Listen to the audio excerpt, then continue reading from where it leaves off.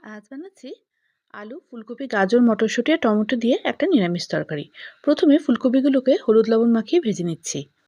এরপর ওই কড়াইয়ের মধ্যে কালো জিরে ফোড়ন দিয়ে দিচ্ছি আর হলুদ লবণ মাখিয়ে আলুগুলোকেও ভেজে নিচ্ছি।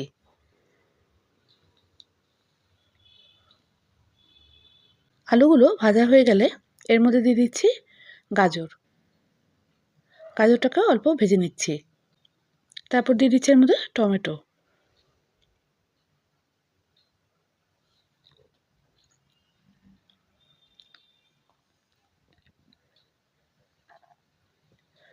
টমেটোটা ভাজা হয়ে গেলে এর মধ্যে দিয়ে দিচ্ছি স্বাদ মতো লবণ।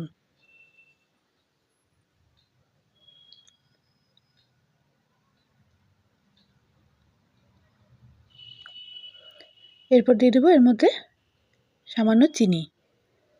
আপনারা যে যেরকম মিষ্টি পছন্দ করেন সেই হিসেবে চিনিটা দেবেন।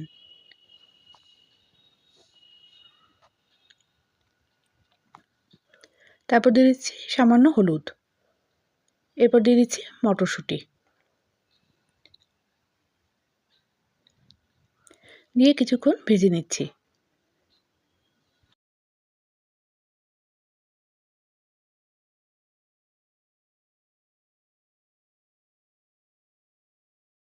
একটা কাঁচা লঙ্কাগুলোকে আমি চিড়ে দিয়ে দিয়েছি। তারপর সমস্ত সবজির সাথে কাঁচা লঙ্কাগুলোকেও সামান্য ভেজে নিচ্ছি। এরপর দিয়ে দিচ্ছি এর মধ্যে গরম জল।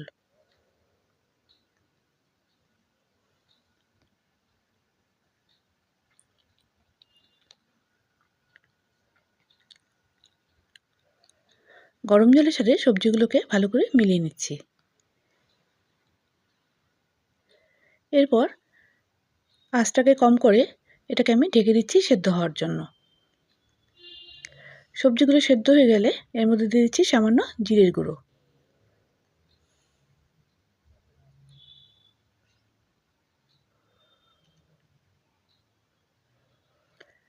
এরপর দিয়ে দিচ্ছি এর মধ্যে গোলমরিচ গুঁড়ো।